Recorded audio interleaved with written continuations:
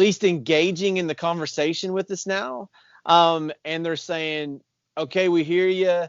We see what you're saying. We're going to have to kind of maybe rethink this, but for now, this is what it is. But I am at least encouraged by that.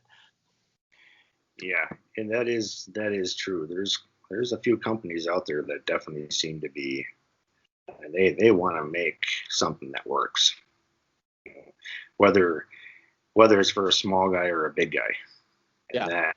that matters, because they want to produce that quality product, and that's good to see. The vertical application, now there we could have a whole conversation on that, because I mean, I know you and I have talked about that before, but with these industrial coatings, that one of the real keys to those working is heating them up. Water-based. If you really want a good vertical application on a coating that doesn't have the best hang, you got to get it hot, and it'll flash quicker, and you can put on a thinner, smoother coat. That makes a tremendous difference. I see that with what's his name, Zach Kenny, is it? ZK Painting. Yeah. Mm-hmm. He's got a super fantastic inline fluid heater, and that makes sense. I mean, because that's one thing I learned years ago messing around myself with the HVLP is if I stick that 2-quart remote pot in 100-degree water for 10 minutes before I started working, oh man, difference was night and day. And that's where I still do that with the air-assisted airless, but I'm rednecking it far more than that. Yeah. Well, those fluid heaters aren't cheap. I mean, you're talking, a couple of grand for that, and we've both got Cobras, and we've already spent a truck ton of money on those suckers. Yeah. And if you hide one of those things and the dog throws up on it, it's going to be a real uncomfortable situation. Absolutely. You may be sleeping outside with the dog. Yeah. Right. It gets cold up here too. So speaking of that, so you have a couple of different systems, and we've talked about this too, and I think it's important to mention this, that even guns on the market. I've had the opportunity to shoot the Anesta Wada, the CA, the Kremlin system, and then I have the Wagner system. And they're all a little bit differently. They're all a little bit different. Yeah, that's been my experience. I've got several G40s for some reason, because I guess I like them for running on an airless. Mm-hmm. I run flat tips on the G40 through my airless units because they hold up so much longer. And the G40 is a good gun. I also have a Kremlin Excite, and then the Wagner 4700. The Excite is a very good gun. Absolutely. And that is a premium product. Very well made. And I think you can make the argument that the guns that have tips that have a screen in the tip are going to give you more productivity than tip designs that don't. It helps with tip plugging, in my experience. And that's what I like about the Kremlin. They have that little tiny filter in the tip, and that gives you, 3 filters in the whole system, and that makes a big difference. The Excite is very, very good. It really is. And with solvent, it's a dang lightsaber. I mean, just unbelievable. I don't see how there's no way to improve. But the Wagner, I kind of have a love-hate relationship with it, to be honest. I mean, it's really nicely designed. It's very smart. It's lighter than the Excite. It's technically got more filtration, and it does do a very good job with water-based. But That being said, the Excite is very good as well. And there's days where after I use the Excite spray and solvent, and I'm like, oh man, it feels so good and, you know, so nice and whatnot. But I will say that even though the Wagner is more finicky, and I think the thing with the Wagner is that it takes more maintenance because of its Yeah. design. It has those plastic inserts, Mm-hmm. and you got to keep the gun really clean because you'll get a little bit of buildup inside there, and that you can't see and that you can't really clean out very well, and that blows crap into the tip, and you will go insane with anger eventually. Yes. That's why I bought the cleaner. And but that is the thing about air assisted airless is it's not going to. They are a higher performing gun, and to use the analogy of a higher performance car, oftentimes cars like that will take more maintenance than your Toyota Camry, you know. Right. And it just is kind of the way it is, and that's kind of how it is with those air assisted airless. They just take more maintenance to keep them in tip top condition. Otherwise, you've got not only a degradation of spray quality that can happen through one use if things get plugged, or you have, you know, junk built up, foreign material that then is causing an epidemic of tip plugging that you can't figure out, and you blame your material or something. But they need more maintenance. They got to be cleaned pretty consistently, which is where I have the Sonic Cleaner envy. I got to get one of those because that just makes sense. Yeah, well, and mine came with that closet that I was working on. I was like, I just realized I was trying to clean the gun by hand, and I just realized I was like, you know, because what happens with that stupid gun is you don't tighten the head enough, and you go to spray and it blows it all through those passages, and then it's trying to get it out is near freaking impossible, and your needles and the whole bit. Well, when I put those in that Sonic Cleaner and I brought those out, I could not believe how much stuff was stuck in those air caps. Like, it was incredible. Yeah. Yeah, and then there's those two air passageways behind that air directional seal. Yep. Plastic seal. You don't know they're back in there, but they're back in there and they're plugged. Yep. Yeah, I had that. Yeah, especially if you use like a 2-component material. Oh yeah, it's you have to. I've just learned that basically you have to break that gun down every time after you use it and just go through it. Yeah. Yeah, and that's the other thing too that I found that kind of correlates, even though it's sort of a bit of an expense. It's easy enough to factor in though. Is I put a new filter in every day. I can't clean them and make them work. I have to replace the filter, and I shouldn't say every day, but after so many hours of use, yeah, I have to replace the gun filter. Otherwise, I would just it gets saturated to a certain extent and it's not working. Yep. And it happens quick. The Excite is for some reason, far more forgiving. And I think that probably has to do with the filter and the tip, possibly.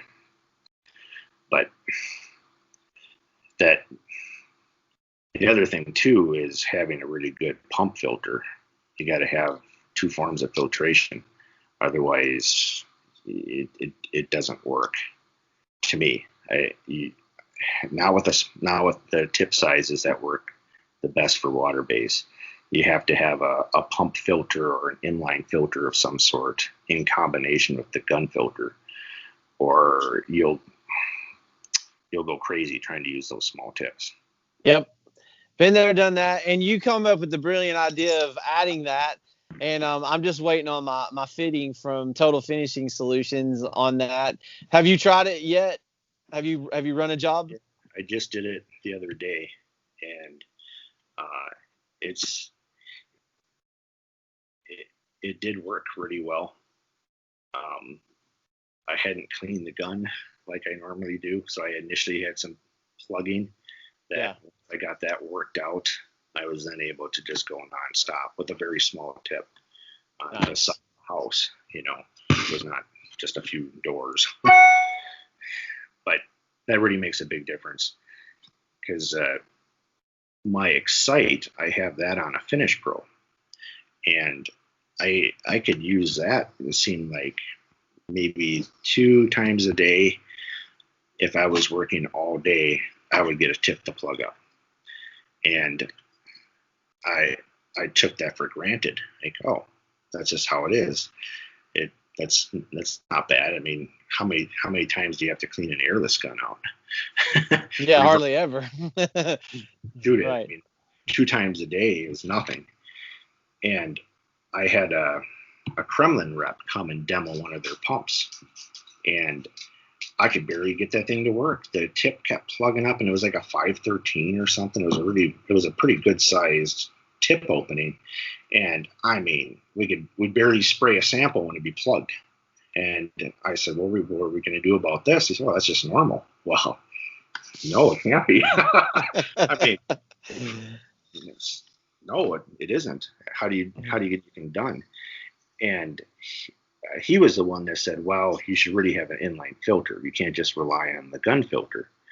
And then that got me thinking, because, you know, all these airless pumps virtually, they have a pump filter, pretty good size, depending on the brand of the pump.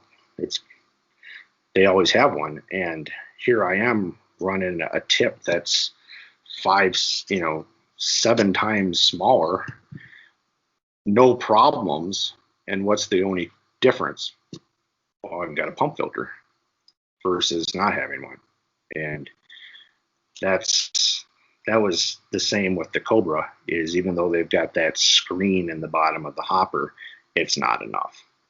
Right. And I imagine that has to be the case with all of these. There can't be any difference with all of these pumps. You need to overkill your filtration because of that size of tip. You know, that's critical if you're going to actually get the productivity at the same time. Right. Yeah. Well, I want to circle back around for a second, talking about heating the material. So what's your recommendation on like temperature wise? Or are you just kind of loosey goosey about it? Yeah, you know, that is definitely a redneck sort of approach, but I basically, the tap water has to be hot enough that it's uncomfortable to hold your fingers in it. Mm-hmm. And usually that means that it's pretty warm. Like you're at 160 degrees if it's uncomfortable to put your fingers in it. Right. And then I basically use a bain marie or a water bath, where I take a metal bucket, and a 3-gallon metal bucket, and I put my coating in there, and then that goes inside of a 5-gallon bucket filled with water. And that volume of water transferring through that metal, it isn't going to burn it onto the sides of the metal, and it keeps it nice and warm. Every hour I change the water out depending on the ambient temperature, and that is my technical solution to warming it up. But it does work, and it works very well. It seems like you're getting that temperature up to around 85 degrees, I'm assuming, maybe 90 degrees. Yeah. If slightly more is my estimate. And that is just a tremendous difference. They take a Renner 1245, for instance, and that's a very viscous coating, very thick. It has the unique ability to spray well despite its thickness, and you can hang it like crazy. It's got tremendous vertical hang, but you take that and you warm it up, and you'll see something. And I'm sure that, I mean, you know, I'm also in northwestern Wisconsin, so, you know, virtually 8 months out of the year, it's 60 degrees, it seems like. Right. Areas of the country where it's warm, and I don't know, maybe your shop is 80 degrees because you're used to it. It's probably going to be a little bit of a moot point because you already have that heat thinning happening. Sure.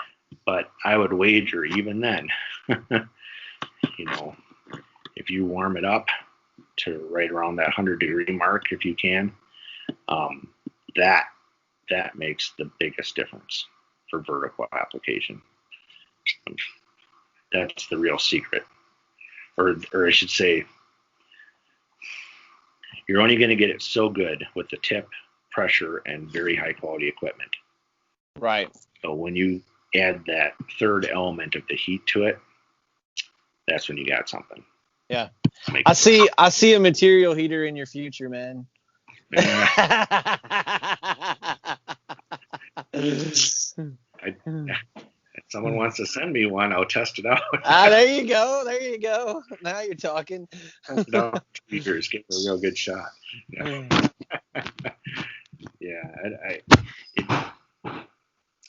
Yeah. However, that being said,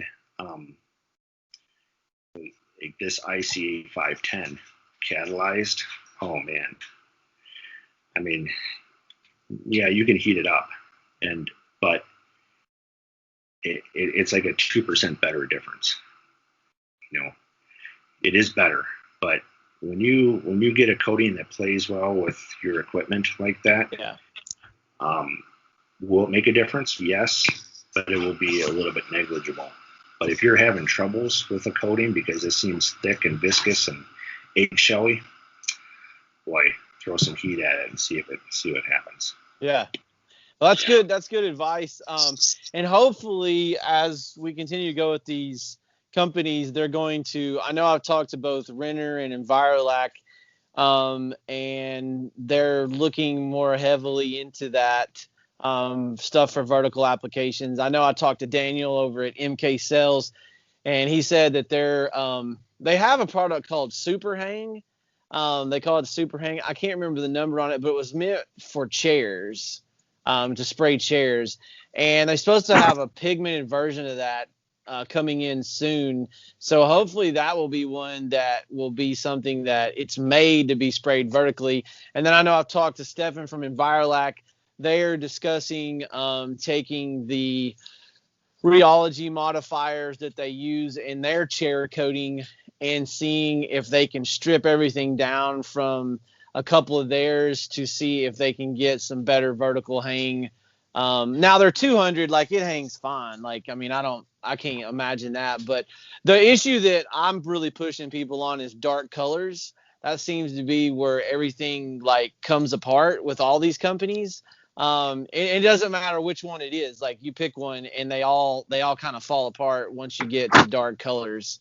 Now I really do like that Renner 688. That stuff sprays real nice on verticals and dark colors. I was pretty impressed with that one. So we'll see if we get into the higher sheens what it does, but it worked really well in the lower sheen. Yeah, those pictures look great. Yeah. Oh yeah, it's fantastic. That stuff is bad to the bone. And then of course, you know, our buddies over at CIC, they had 2K 10 wet mills on the vertical surface. Now we're talking. I know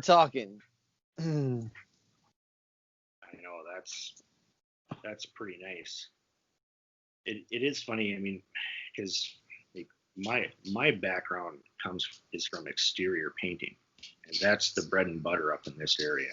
I live in lake country, and you have, you know, in the summertime, people are maintaining their cabins, their second or third or fourth home, for pity's sakes.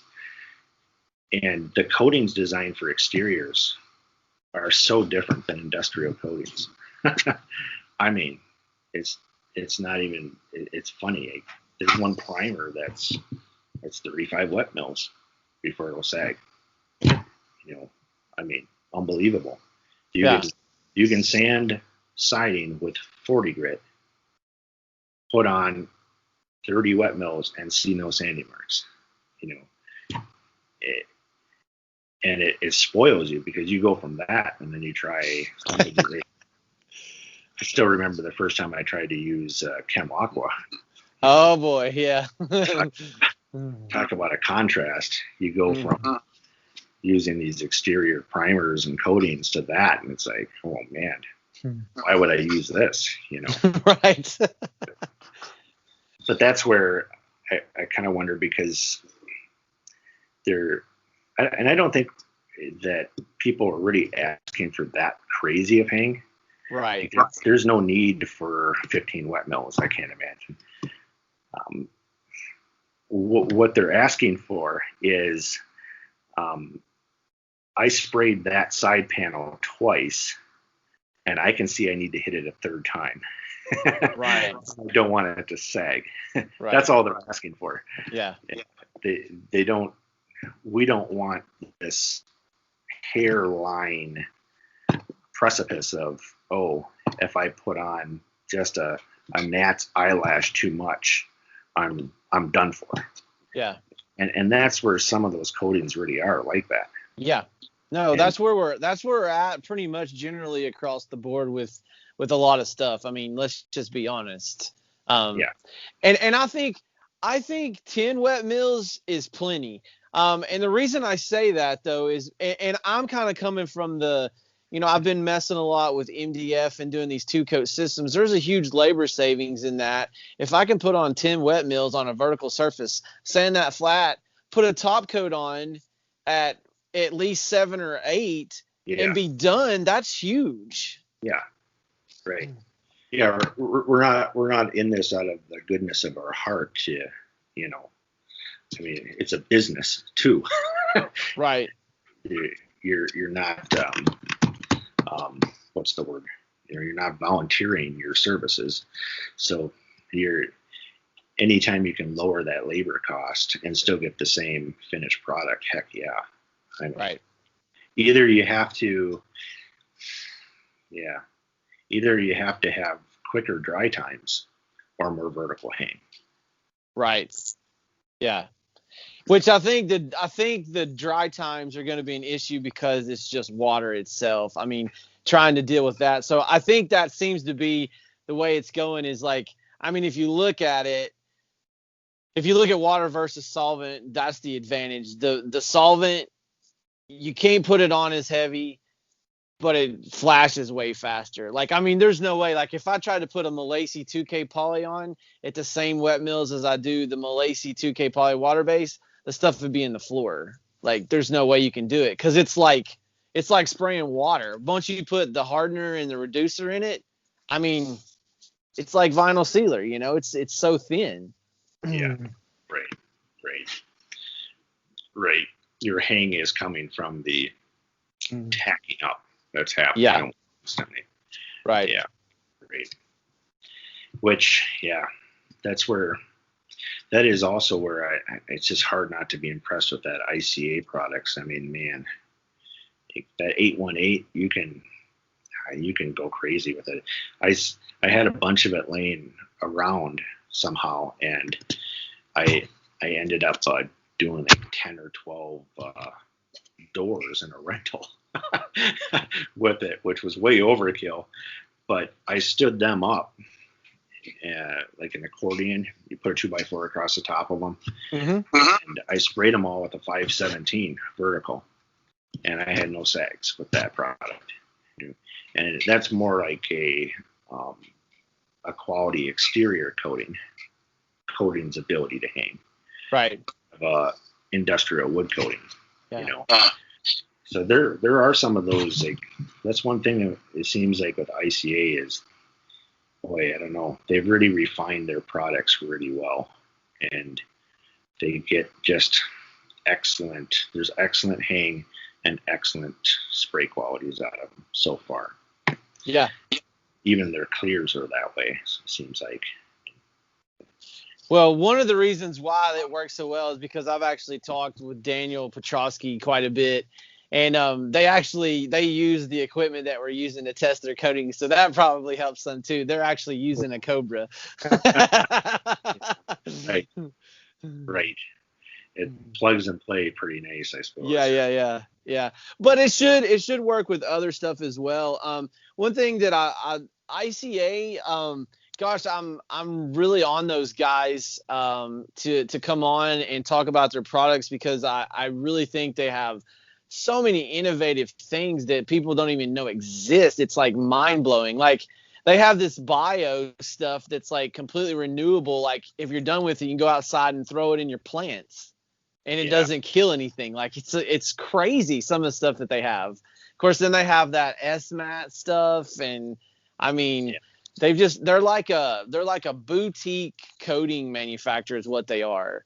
Now, they are more expensive, which and they're a little bit harder to I don't want to say hard to deal with, but it's harder to get their products.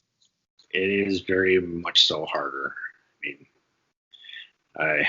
And that's where product choice comes down to availability sometimes. Yeah. To a certain extent. However, I would say with that company, it would be worth the effort to get it. Like, even if you had to order it. Like, there's some things from Malesi I got to order from Pittsburgh to get. Right. What's Clark Deco. Mm-hmm. And it's worth it because that product, it works super good. So I don't care. I can think ahead and plan and know how much I'm going to need. Yep. For a certain. I've been doing it for forever. It becomes second nature. I know a lot of guys are so against that, but like, I know so many shops just here in Nashville, like, that order from HGH, and they have it set up that they have an order every week for their upcoming projects. And it just gets delivered by a truck. I mean, I think it's rare the case now that you're going to have a supplier that has everything you need, with the demand in the marketplace now. Yeah, I mean, making an order on the phone or over the internet is not a new concept anymore. Right. If you're not ordering off of Amazon or something like that, I mean, that's pretty rare. So it's not a big deal. It's a big deal for me because it's cold. So right. I can't get it sometimes. Yeah. Well, you know the ICA though, like, they're pretty smart. They have the little temp gauges that they put on the top of their cans if they ship them, and if it gets below a certain temperature, it's bad.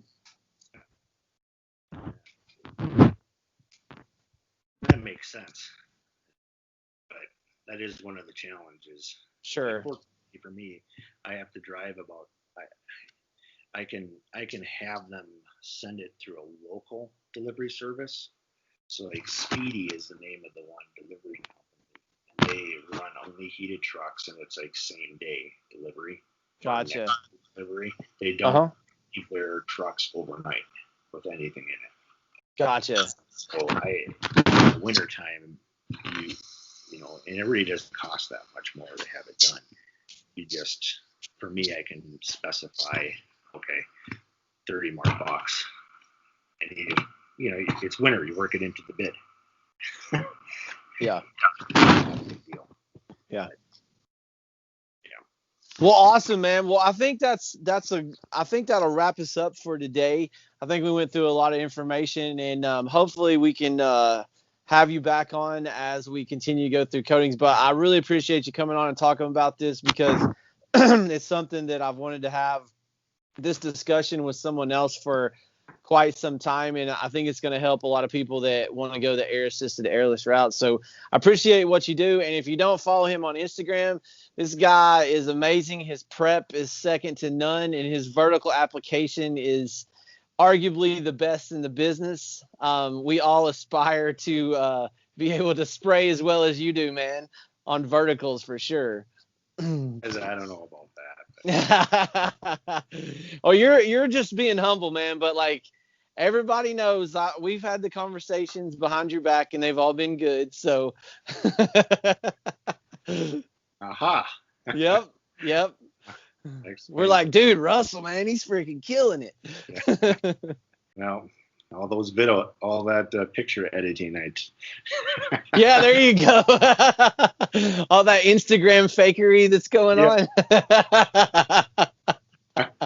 on.